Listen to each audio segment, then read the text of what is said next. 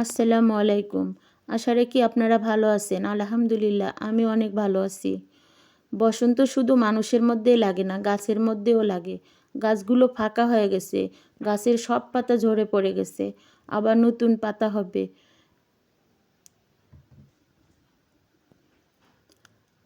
দেখুন গাছের পাতাগুলো সব পড়ে গেছে,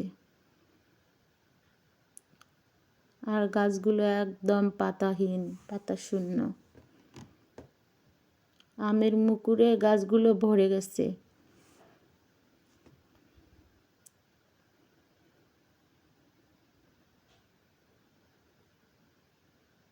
যাক, এখন রান্না করতেছি রুই মাছ, আলু আর টমেটো একসঙ্গে।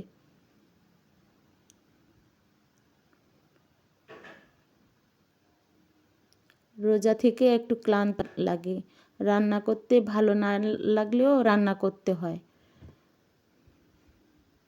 এখন রান্না করব হচ্ছে হাঁসের মাংস। এই হাঁসটা নাকি চীনা হাঁস। রাজহাঁস আছে, পাতি হাঁস আছে, এটা আবার চীনা হাঁস। হাঁসটা দেখাতে পারলাম না, কারণ হচ্ছে বাজার থেকে ড্রেসিং করে নিয়ে আসছে, এই জন্য দেখাতে পারলাম না। এখন রান্না করতেছি, সব মশলা দিয়ে নাড়াচাড়া করে ঢেকে দেব।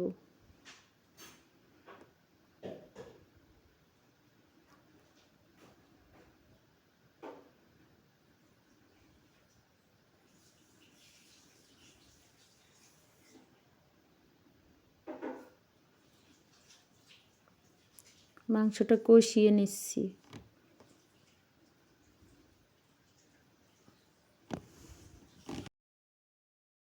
হাঁসের মাংস খেতে অনেক ভালো লাগে। আমার মতো কার কার হাঁসের মাংস খেতে ভালো লাগে কমেন্টে জানাবেন। আর একটা সাবস্ক্রাইব করে আমার সাথে থাকবেন। মাংসটা রান্না আমার কমপ্লিট।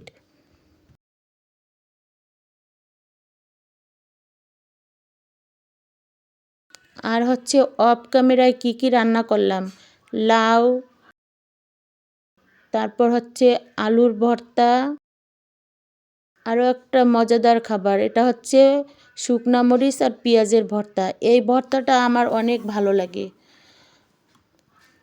আমার মতো কার কার ভালো লাগে জানাবেন। আপনারা ভালো থাকবেন, আমার জন্য দোয়া করবেন। আল্লাহ হাফেজ।